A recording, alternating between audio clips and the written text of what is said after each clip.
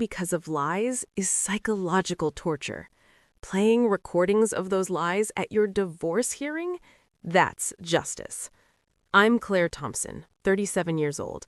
For 3 years, my husband's best friend, Natalie, convinced him I was unfaithful, manipulative, and toxic. Poisoned him with daily phone calls I knew were happening but couldn't prove, until I started recording every single one. Yesterday, at our divorce hearing, my husband's lawyer said, Mr. Thompson is seeking sole custody. His wife has engaged in emotional abuse and infidelity documented by a trusted third party over 3 years. The judge asked, "What evidence?" I said, "Your Honor, before we discuss his evidence, I'd like to present mine. 347 recorded phone calls between my husband and Natalie Cruz. She systematically lies about me, admits she's lying, and explicitly states her plan to destroy our marriage so she can have him." I pressed play. Natalie's voice filled the courtroom. "I know Claire didn't actually cheat Jason, but if I keep saying she did, eventually you'll believe it. Then you'll leave her. Then you'll finally see I'm the one who's been here all along." My husband went white. The judge's face hardened. Natalie, sitting in the back as his character witness, tried to leave. The judge ordered her to stay. This is the story of how 347 recordings destroyed a 3-year plan. Before I share what those recordings revealed, or what the judge said about the evidence, please hit like and let me know your city in the comments. This is about why you should record everything when someone is destroying your life. 5 years ago, I married Jason Thompson, marketing executive, successful, kind. We were happy. Genuinely happy. His best friend from college, Natalie Cruz, had always been in his life. They were close, platonically, he insisted. She was at our wedding. I tried to be friendly. She was cold but civil. 6 months after our wedding, something shifted. Jason started getting distant, critical, questioning things. "Claire, did you talk to a guy at the coffee shop today? Why are you dressed up for work? Who are you texting just now?" I'd answer honestly. He'd seem unsatisfied, like he was waiting for me to slip up, confirm something he'd been told. Year 1, he started spending more time with Natalie. She's having a hard time, just being a good friend. Dinner together, long phone calls, hours at a time. I noticed the pattern. After every call with Natalie, Jason would be cold to me, suspicious, accusatory. "Natalie mentioned she saw you having lunch with a man. Was that your colleague, or is there something you need to tell me?" It was my colleague, a 60-year-old client. Jason knew this, but Natalie's mention made him doubt. Year 2, the accusations intensified. "Natalie says you've been lying about where you work late." I hadn't been working late. I'd been to the book club, told Jason multiple times. "She says your story about the book club doesn't make sense. Why would you need to go every Thursday?" Because it met every Thursday. I'd invited Jason to come verify. He never did, just believed Natalie's suspicions. Year 3, 6 months ago, Jason moved to the guest room. "I need space. I can't trust you. Natalie's been warning me for years. I should have listened." I said, "Warning you about what?" He said, "About who you really are. She sees things I don't want to see."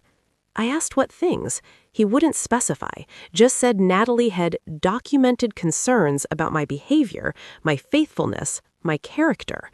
I was losing my husband to someone else's lies, and I couldn't prove they were lies because I couldn't prove what she was saying. Until I realized I could record it. 2 years ago, I noticed Jason's phone habits. He'd receive calls from Natalie, walk to another room, talk for 30 to 90 minutes, come back cold toward me. Every single time, like clockwork, Natalie called, Jason disappeared, returned hostile. I asked once to join the conversation. "If she's your friend, I'd like to be friends too." He said, "She's uncomfortable around you. She thinks you don't like her." I didn't, but I'd never been rude. I tried. She shut me out. I realized Natalie was using these private calls to poison him against me, away from my ears, where I couldn't defend myself. I consulted a lawyer about recording. Washington is a two-party consent state for in-person conversations, but there are exceptions for one's own home and for documenting potential crimes or abuse. My lawyer said, if you suspect someone is intentionally destroying your marriage through lies, you may have legal grounds to record in your own home for your protection, but consult a specialist. I did. The specialist said, legally gray, but if the calls happen in your home on a shared phone plan and you're documenting what you believe is harassment affecting your marriage, you have arguments for admissibility, especially in divorce proceedings, where her testimony might be used against you. I bought a recording device, small, legal to own, activated when our home phone rang. Jason still used it for long calls because reception was better. I didn't record every call, just Natalie's, just the ones where Jason walked away and came back suspicious. First recording, 2 years ago, shocked me. Her words, her strategy, her confession. Jason, I know you don't want to believe it, but Claire was definitely flirting with that guy at the coffee shop. I saw her body language. Trust me, as a woman, I can tell. She's shopping around. Complete lie. I'd gotten coffee alone that morning. Natalie hadn't even been there. Second recording, same week. I hate saying this, but you deserve to know. Claire's probably cheating. The signs are all there. Late nights, new clothes. She's distant, right? That's classic affair behavior. I wasn't working late. I wasn't wearing new clothes. I wasn't distant. Jason was distant because Natalie kept saying I was. Third recording, 2 weeks later, the one that made me commit to recording everything. I know Claire didn't actually do anything, but if I keep suggesting she did, eventually you'll believe it. Then you'll leave her. Then you'll finally see I'm the one who's been here all along. I've loved you since college, Jason. I've waited. Watching you with her has been torture, but soon you'll see. Soon you'll leave her. Then it'll finally be us. She admitted it, on recording. She was lying, deliberately, to destroy my marriage so she could have him.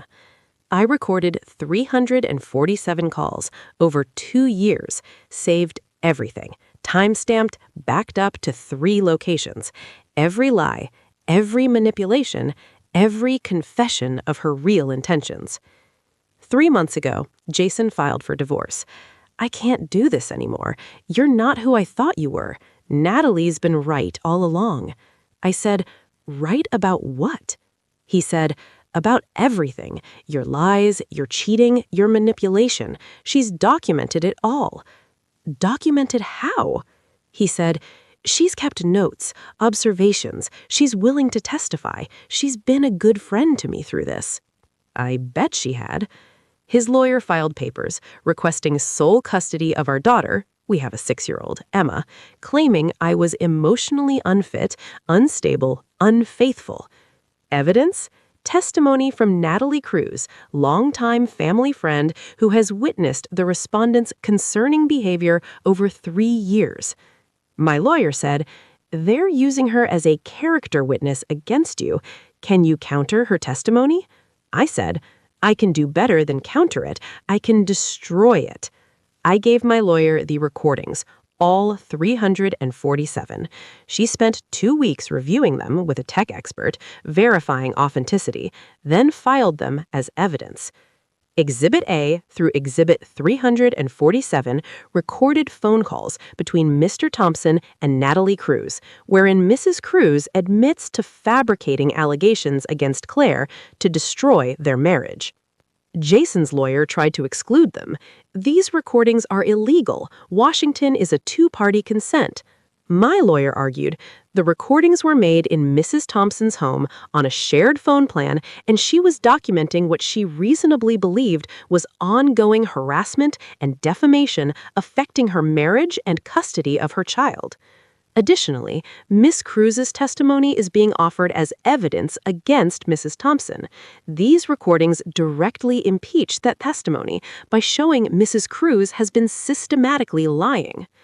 The judge reviewed the legal arguments, ruled, "I'll allow the recordings. This is a divorce and custody proceeding where Miss Cruz's credibility is directly at issue.